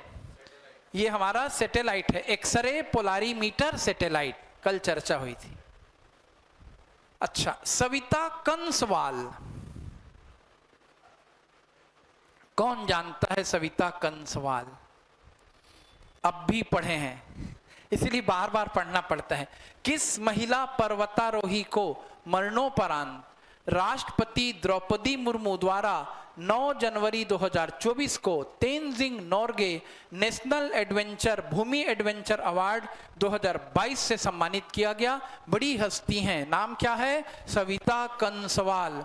अब इसके बारे में लिखा गया है वहां का चार्ट बना के। सविता कंसवाल 16 दिन में 12 मई 2022 को एवरेस्ट पर्वत के शिखर पर पहुंची और 28 मई को मकालू पर्वत पर पहुंची। ये ऐसा करने वाली पहली भारतीय महिला थी। एक बार एवरेस्ट तक पहुंच चुकी थी और उसके बाद भी उन्होंने पर्वतारोहण जारी रखा था। 4 अक्टूबर 2023 को एक शिखर पर चढ़ाई के समय भूस्खलन के कारण इनका निधन हो गया। अब इतनी बार जब मैं बोला तो आपके दिमाग में इनका नाम मजबूती से बैठना चाहिए, सविता कंसवाल। सविता कंसवाल का संबंध किस फील्ड से है? कम से कम ये तो बैठना चाहिए, पर्वतारोहण। एवरेस्ट पर पहुंची, पर्वतारोहण के दौरान ही इनकी मृत्यु हुई। इनको तेंजिंग नोर्गे पुरस्कार दिया गया। आगे देखिए, अटल सेतु, हाथ उठाओ, कितने लोग बताओगे? इस लड़की को माइक दो, ये यहां पर 1 2 3 चौथे नंबर पे है। हाँ, यहाँ इस साइड में चौथे नंबर, चेहरे पे भाव से पीछे, तुम्हारे पीछे जो बैठी है। नाम बताओ अपना बेटा। नेहा साहू। नेहा साहू, डिग्री बोलो। जी सर। क्या कर रही हो अभी? बीएससी कंप्लीट हुआ है। बीएससी कंप्लीट हुआ है। गंभीरता से पढ़ना शुरू किए हो? नहीं किए हो? No sir. नहीं किए हो। कब करोगे? कुछ निमंत्रण पत्र छपेगा? कब करोगे ऐसा? 2-3 साल में? अभी तो घूमने का समय है। कल की क्लास में आप आई थी? No sir. क्यों नहीं आई थी? कोई वजह थी? सर अभी डेमो क्लास ले रही हूँ। डेमो क्लास है, कैसे करते हो? ठीक, कोई बात नहीं। और कितने लोग हैं डेमो में? 2। ठीक, आप लोगों से नहीं पूछेंगे अभी। आज की क्लास से जुड़ा आपको कुछ पूछना है तो बताइए। अभी थोड़ा ज्यादा लग रहा होगा, है ना, करंट अफेयर। थोड़ी देर में इसको रोकेंगे। सविता कंसवाल का नाम दिमाग में बैठा। सविता कंसवाल का माइक ले लो उनसे। तुम्हारे चेहरे के भाव से मुझको लग रहा था लिंकअप नहीं हो पाई हो करके, इसलिए मैं पूछा। और साइकोलॉजी स्ट्रांग है, उसके बाद देखिए किस पर चर्चा हो रही थी, अटल सेतु। अब बताओ कितने लोगों को अटल सेतु याद है? कुछ लोग जिंदा हैं। क्या है भाई अटल सेतु? भारत का सबसे लंबा समुद्री पुल। समुद्र के ऊपर पुल बना दिया गया है, 6 लेन का पुल बना दिया गया है और मुंबई से नवी मुंबई के बीच की दूरी को कम कर देता है। फिर से देखिए पॉइंट रिपीट हो रहा है। भारत में सबसे लंबे किस समुद्री पुल का प्रारंभ प्रधानमंत्री नरेंद्र मोदी ने 12 जनवरी 2024 को किया? अटल सेतु। ये मुंबई ट्रांस हार्बर लिंक सेतु है। लगभग 21.8 किलोमीटर लंबा यह पुल दक्षिण मुंबई को नवी मुंबई से जोड़ता है। छठवां पॉइंट भी बहुत इंपॉर्टेंट है। एक स्वच्छ शहर का सर्वे होता है पूरे भारत में। हम संपूर्ण स्वच्छता अभियान चला रहे हैं, उसमें देश का सबसे स्वच्छ शहर का पुरस्कार लगातार एक शहर जीत रहा है और वास्तव में स्वच्छ है। बिलासपुर नहीं जीत रहा है, इंदौर जीत रहा है। तुम लोगों के रहते बिलासपुर स्वच्छ हो जाएगा। देखिए केंद्रीय आवास एवं शहरी मंत्रालय के 11 जनवरी 2024 को दिए गए स्वच्छता सर्वेक्षण पुरस्कारों में लगातार किस शहर को 7वीं बार तथा किसे पहली बार सर्वाधिक स्वच्छ शहर का पुरस्कार दिया गया? मध्य प्रदेश के इंदौर और गुजरात के सूरत शहर को संयुक्त रूप से भारत के सबसे स्वच्छ शहर का पुरस्कार दिया गया है। इंदौर ने 7वीं बार और सूरत ने यह पहली बार पुरस्कार जीता। नवी मुंबई को देश का तीसरा सबसे स्वच्छ शहर का पुरस्कार दिया गया है। तो इस तरीके से आपको जो आपने पीछे पढ़ा है उसका क्या मिल जाता है? सार संग्रह। तो आपका नया बैच है इसलिए इतना पढ़ाना काफी है। और अब हम शुरू करते हैं अपने एक सब्जेक्ट की क्लास। कौन से सब्जेक्ट की क्लास शुरू करते हैं? हिंदी की। हिस्ट्री पढ़ाएंगे, कोई दिक्कत नहीं। हिस्ट्री क्या है, मैं एक बार पढ़ाऊंगा तो फिर रुकना नहीं चाहता। हिंदी शुरू करते हैं। अरे पेन ये है। तो यहीं तक आप समझ गए। यहां तक को आपको क्या करना है, सामने बैठ के बता के फोन करा के कल इसको फिर अपलोड करवा देना है। हिंदी उसमें नहीं जाएगा, है ना। देखो कितने लोग इंग्लिश मीडियम से हैं? ठीक, तुम लोग भी तो इंग्लिश मीडियम से हो गए। बीटेक वाले लोग पहले हिंदी से थे, शुरू से इंग्लिश से थे, तो आप लोगों की हिंदी तो बहुत अच्छी होगी। नहीं है, हिंदी मीडियम से बाकी लोग हैं। कितने लोगों को लगता है कि हिंदी एक ऐसा विषय है जो कुछ तो हमसे बन जाएगा, उसको बाद में पढ़ना चाहिए? ऐसा लगता है, आपको लगता है? ठीक, अच्छा आपको भी लगता है, ओके। अच्छा, कितने लोगों को ऐसा लगता है कि मेरी हिंदी मजबूत है, जैसे मुझको लगता है? मैं जब सांख्यिकी अधिकारी परीक्षा में प्रदेश में 5वें स्थान में आया था, सब सब्जेक्ट मेरा बिगड़ गया था, ऐसे ही सो उठ के चला गया था। हिंदी में 75 में से 74 प्रश्न बना दिया था, और जैसी मेरी हिंदी है बनना ही चाहिए। तो ऐसा कोई है जिसको लगता है कि उसकी हिंदी मजबूत है, अच्छा लगेगा उससे मिलके? कोई नहीं है ऐसा। सबकी तरफ से आप क्यों बोल रही हैं? लिटरेचर हिंदी किसका है कॉलेज में? लिटरेचर हिंदी बीए में? अरे आपका है, ओके। एक लिटरेचर हिंदी के विद्वान भी हैं। 12वीं तक हिंदी कितने लोगों ने पढ़ी है? अब तो सब हाथ उठा दो भैया, ठगो मत मेरे को। ठीक, चलें फिर। आप डेमो में भी आए हैं, आप बहुत कुछ पढ़ना चाहते हैं। मेरा डेमो क्या लोगे? पहले ये देखो कि तुम हिंदी में कितना जानते हो। पहली चीज याद रखना, सी सेट में क्वालिफाई करना रहता है, गणित रहता है, रीजनिंग रहता है, और साथ में क्या रहता है? हिंदी रहता है। गणित गलत होने का चांस कम रहता है, कारण बनता है तो आदमी गोला घेरता है, नहीं बनता है तो नहीं घेरता। हिंदी में सबसे ज्यादा चांस गलत होने का रहता है। ज्यादातर आदमी गलत उत्तर को सही समझ के लगाता है। गणित इतना टफ दे दिया जाता है सी सेट में कि एमएससी गणित वाले से ना बने, और हिंदी इतना सरल रहते हुए ऐसा कठिन रहता है कि लाइन से क्या बनते जाता है, गलत बनते जाता है, माइनस मार्किंग होती है, डरा नहीं रहो, और आदमी कब डिस्क्वालीफाई हो जाता है समझ में नहीं आता। तो पहला चीज आपको क्या सीखना है? हिंदी का सही तरीके से सम्मान करना। वो तब सीखोगे जब आप कुछ कर गुजरोगे। चलिए 3 से 4 प्रश्न लिखिए। प्रश्न नंबर 1, सरल सरल प्रश्न दे रहा हूं। पेन कौन सा यूज करूं, ब्लैक कि वाइट? ब्लैक।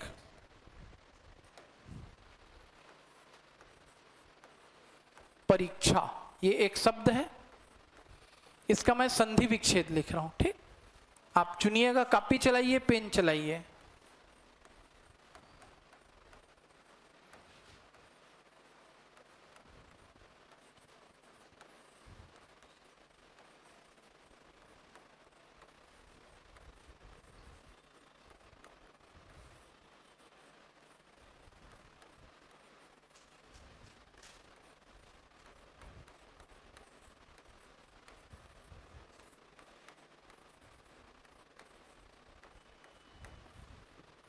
ये पहला प्रश्न है। प्रश्न नंबर 2, एक शब्द लिख रहा हूं जिसका आपको मीनिंग बताना है।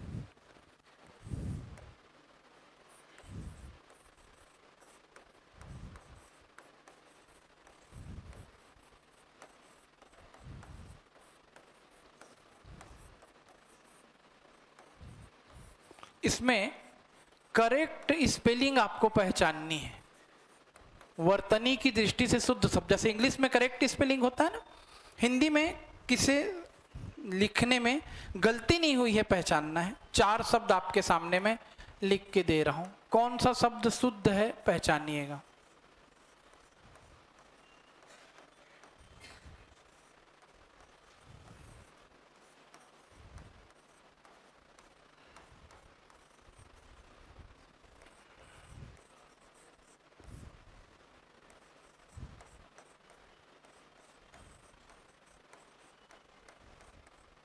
ये 4 प्रश्न आपकी सेवा, 3 प्रश्न, मैं चाहूं तो 10 प्रश्न ऐसे दे सकता हूं, 3 प्रश्न, ठीक? आपके डेमो के लिए, आप हिंदी कितना जानते हैं ऐसा। सुनो ध्यान से, चलो वोटिंग करा लेते हैं। परीक्षा, कितने लोगों के अनुसार ए सही है? ठीक, सबको माइनस। बी, कितने लोगों के अनुसार बी सही है? आप सबको भी माइनस। कितने लोगों के अनुसार सी सही है? हाथ उठाओ। आपको भी सबको माइनस, ठीक है। अब बच क्या गया? आंसर है डी। पहली बात ध्यान से सुनो, इसमें कौन सा छ लिखा है? छतरी वाला। पहले ये तो आंख खुलना चाहिए। और यहां पे कौन सा छ लिखा है? छतरी। छतरी, दोनों में अंतर ही नहीं समझ पाए हो अभी तक। कहां आ चुके हो पीएससी की तैयारी करने? परधनिच्छा, परीक्षा हो जाएगा। गणधनीश गणेश, रमाधनीश रमेश, देवधनीश देवेश, तो परधनिच्छा परीक्षा, परिधन इच्छा, दीर्घ स्वर संधि। जितने 10 प्रश्न दूंगा लाइन से 10 गलत रहेगा, और उसमें से 8 प्रश्न कम से कम पीएससी में आए हुए रहेंगे। ये लेवल रहता है हिंदी का। दूसरे पे आओ, हंसजा, कितने लोगों के अनुसार ए सही है? लक्ष्मी, कोई नहीं लगाया। कितने लोगों के अनुसार बी सही है? सरस्वती, ठीक, सब गलत। कितने लोगों के अनुसार सी सही है? यमुना। 2 3 4 लोग कैसे लगाए यार? लगा दिए वाले हो तुम, कैसे लगा दिए? नहीं लगा, ऐसा कोई लॉजिक से बताएगा? पढ़ते पढ़ते सीखोगे। आंसर है यमुना। ये हिंदी का पेपर है बच्चों ना। हंस यानी सूर्य, और सूर्य की बेटी हंसजा, अर्कजा, भानुजा, हंस सुता, हंस पुत्री, हंस तनया, कौन कहलाएगी? सरस्वती। ये तो सरल है, वर्तनी की दृष्टि से सही शब्द है। कितने लोगों के अनुसार ए? कोई नहीं। कितने लोगों के अनुसार बी श्रृंगार सही लिखा है? ठीक, आप सब गलत हैं। दुकान में ऐसी लिखा रहता है, पुस्तक कापी में भी ऐसी छपा रहता है, पेपर में चैलेंज के साथ बता रहा हूं। ये स्र है, यहां तक तो ठीक है।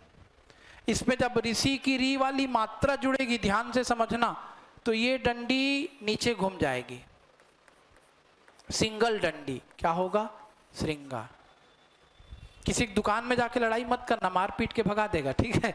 वो बोलेगा यही सही है श्रृंगार सदन।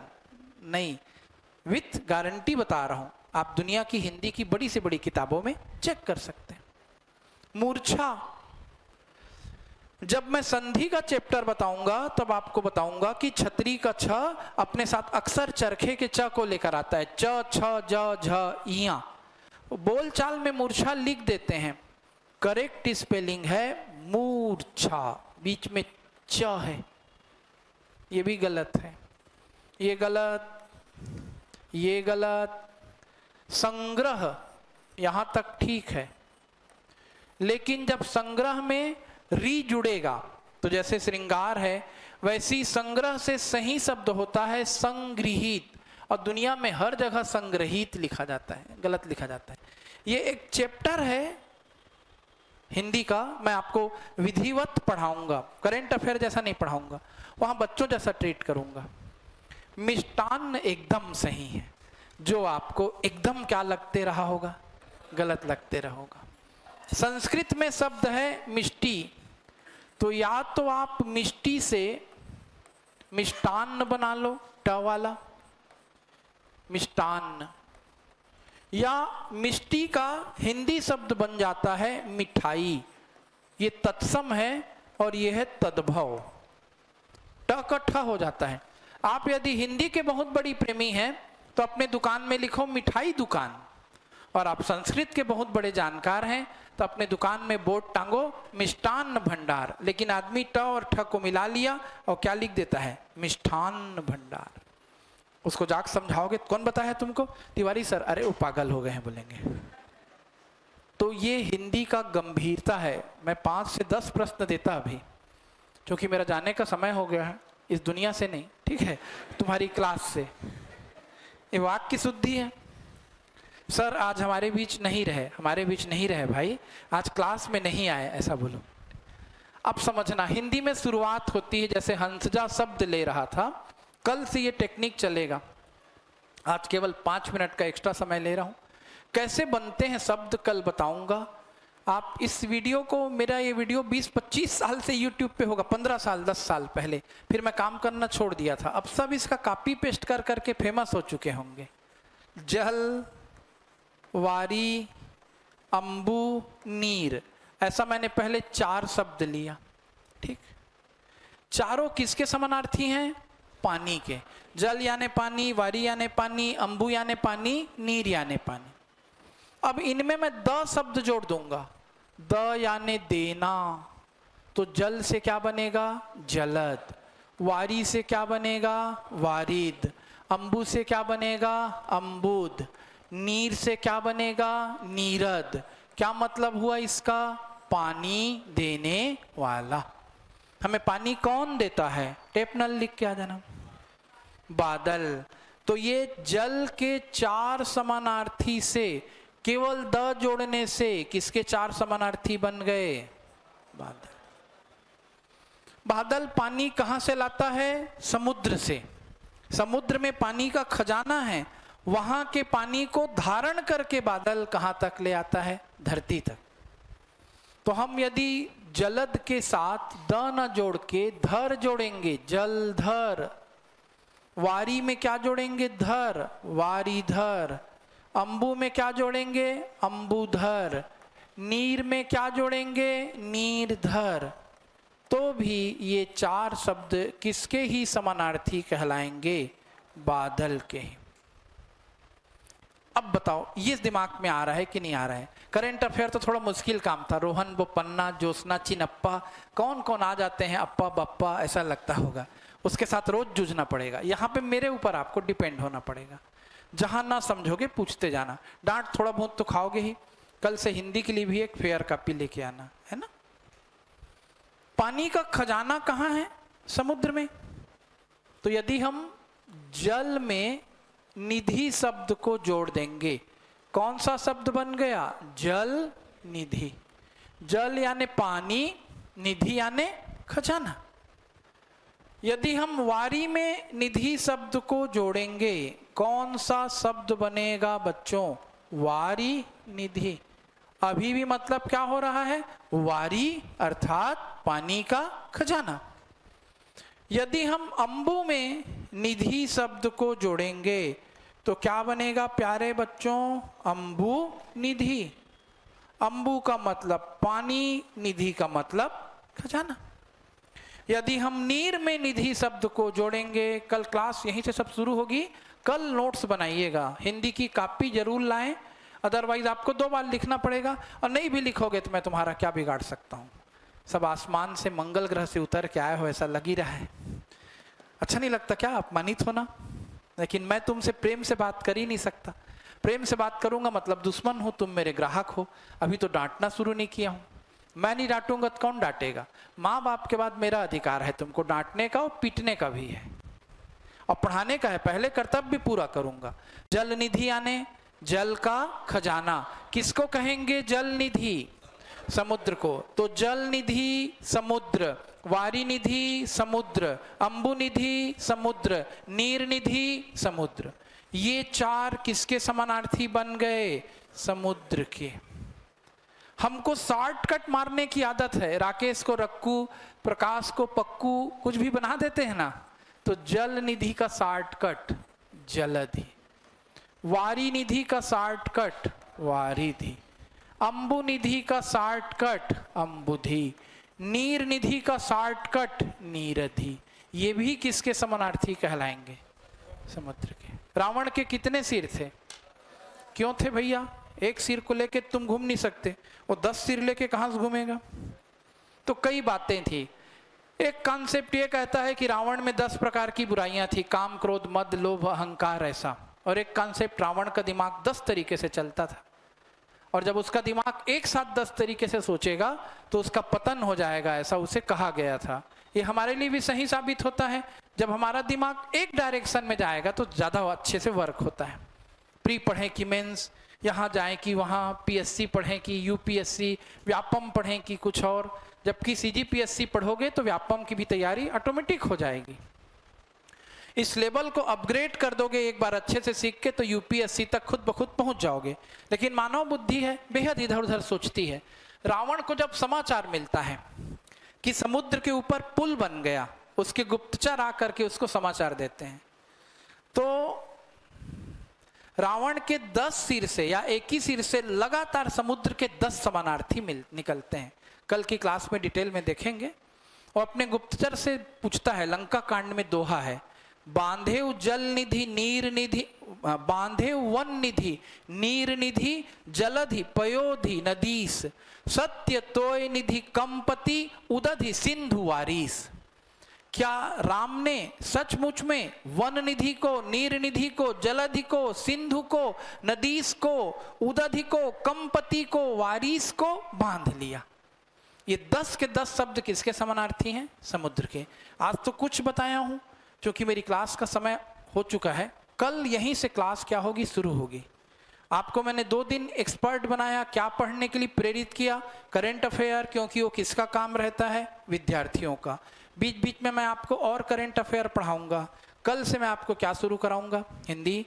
अभी आपको कम से कम 4 शब्द याद हुए। जल यानी पानी, अम्बु यानी पानी, नीर यानी पानी, और वारी यानी पानी। कल और बताऊंगा। पय यानी पानी, तोय यानी पानी, अप यानी पानी। फिर उसमें शब्द और जोड़ते जाएंगे। जल में जा जोड़ेंगे जलज, जलज यानी कमल, जलज यानी मोती, जलज यानी मछली जिसका पानी से जन्म हुआ। जल में दा जोड़ेंगे जलद, जलद यानी बादल। नीर में दा जोड़ेंगे नीरद, नीरद यानी बादल। नीर में लेकिन जा जोड़ेंगे नीरज, नीरज यानी कमल। नीरज यानी मोती और मछली भी होता है। नीर में निधि जोड़ेंगे नीर निधि। ऐसा होते जा रहा है ना। जैसे अम्बुज बन गया, अम्बुज में आ जोड़ेंगे अम्बुजा। अम्बुजा का मतलब सीमेंट लिख के नहीं आना है, अम्बुजा का मतलब लक्ष्मी जो अम्बुज पे बैठती है। तो कल से आप एक्सप्रेस ट्रेन में बैठ जाएंगे। कौन सी ट्रेन में? हिंदी एक्सप्रेस।